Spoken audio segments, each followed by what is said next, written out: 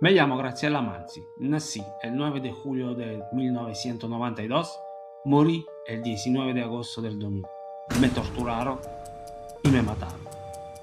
Estas son las palabras que abren la carta de la alcaldesa de Andria, Giovanna Bruno, que recuerda así cada año, en el día de su cumpleaños, a la pequeña Graciela.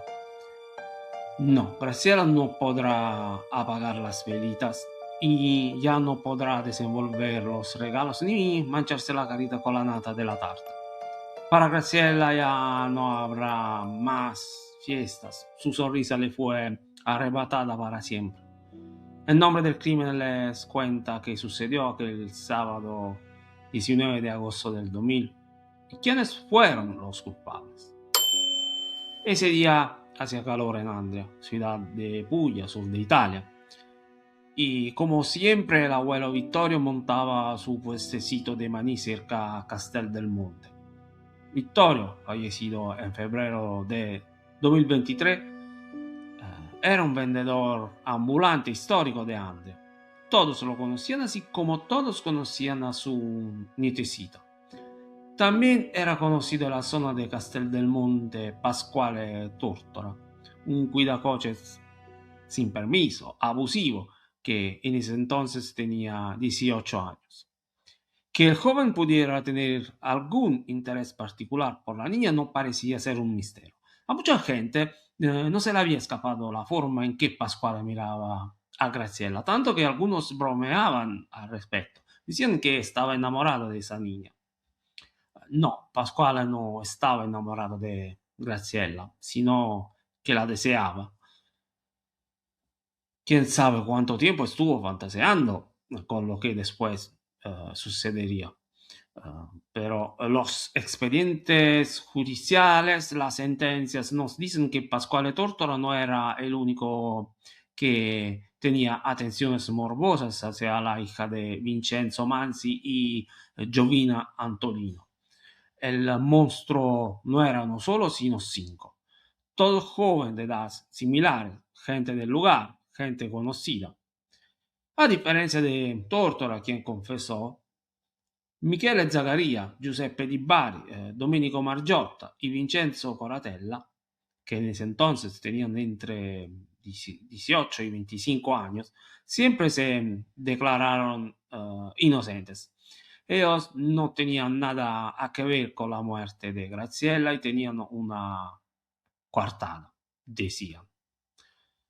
Pero volvamos al 19 de agosto, volvamos a aquel día caluroso, árido, sofocante y trágico.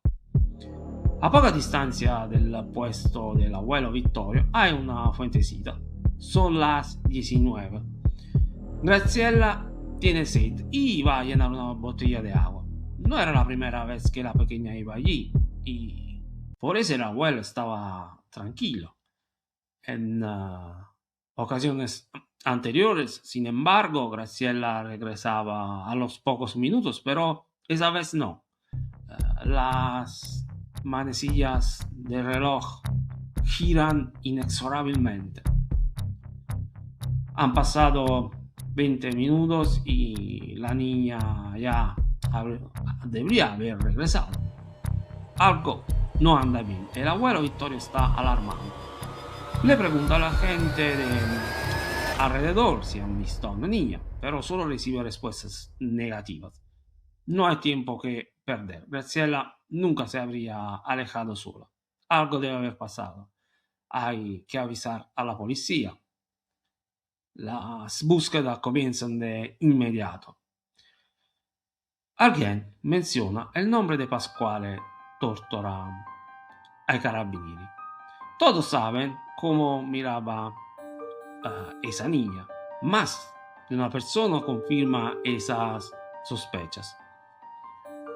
A ese cuidacoches le gustan las niñas. Le gusta de forma morbosa. El joven es llevado al cuartel de carabinieri. Niega tener algo que ver con esa terrible historia. Los militares no le creen. Es más, están seguros de que el culpable es él. Debe confesar. Le preguntan dónde estaba cuando la niña desapareció. Las respuestas no son convincentes. Los militares le repiten siempre las mismas preguntas hasta hacerlo caer en contradicción. Los carabinieri están nerviosos. El tono de voz de quien interroga a Tórtora infunde temor, pero el joven se derrumba más por cansancio que por miedo.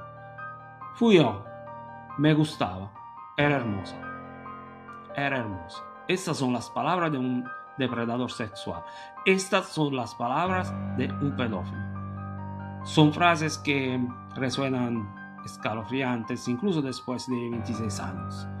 Tórtora confiesa por completo, cuenta cada detalle pensando por dónde se encuentra el cuerpo.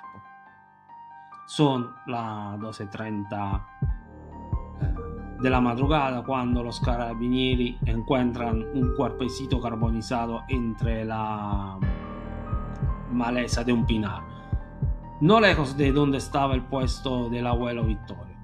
Es Graziella. Quien vio esa escena nunca la olvidará. Tórtora relata que, con la excusa de mostrarle a Graziella unos cachorritos, la lleva al bosque. No está solo, aunque eso lo admitirá más adelante, confirmando las hipótesis del juez de instrucción Antonio Lovecchio sobre la presencia de cómplices. Con Tórtora están Michele Zagaria, de 25 años, Giuseppe Di Bari, de 19 años, Domenico Margiotta, de 21, y Vincenzo Coratella, de 19 años. Una vez en el bosque, los 5 abusan de la pequeña. Después de desahogar sus instintos animales, deciden quemar el cuerpo. Arrojan a Graziella entre la maleza y prenden fuego, convencidos de que así borrarán todo rastro. La autopsia determinará que la hora de la muerte de la pequeña fue entre las 19:15 y las 20:15. La causa de la muerte es shock térmico con quemaduras en el 80% del cuerpo. En un primer momento, Zagaria y Margiotta confiesan. Posteriormente, durante el interrogatorio de garantía, Zagaria se acoge de su derecho de no responder, mientras que Margiotta se retracta. Di Bari y Coratella niegan cualquier implicación desde el principio. Los cómplices de Tórtora dicen tener una coartada. Los 4 estaban sentados en el bar del pueblo. Las imágenes grabadas por la cámara de un banco confirman esta versión, pero no es suficiente. La policía científica demuestra que los cómplices de Tórtora habrían tenido tiempo de sobra para cometer el crimen y luego ir al bar para construirse una coartada. Una coartada que, por lo tanto, no se sostiene. Los 5 son enviados a juicio con los cargos de secuestro de persona, vejaciones a menor y homicidio premeditado. Pasquale Tórtora se beneficia del juicio abreviado y es condenado a 30 años de cárcel. Los otros 4 son condenados a cadena perpetua. Coratella gritará su inocencia hasta el 13 de diciembre del 2008, cuando se quitó la vida en una celda en el cárcel de Borgo San Nicola, en Lecce. Desde el 15 de febrero de 2024, Pasquale Tórtora es un hombre libre, habiendo salido con unos años de anticipación respecto a la pena impuesta gracias a su buena conducta. Giuseppe Di Bari ha rechazado las medidas de detención alternativas, afirmando que solo quiere salir de la cárcel si se reconoce su inocencia en el delito. En memoria del horror vivido por Graziella se le dedicó un parque. Su tumba se encuentra cerca de la entrada del cementerio de Andria. Sobre el crimen de Graziella Mansi es todo. El nombre del crimen le da cita por el próximo caso. Nos vemos.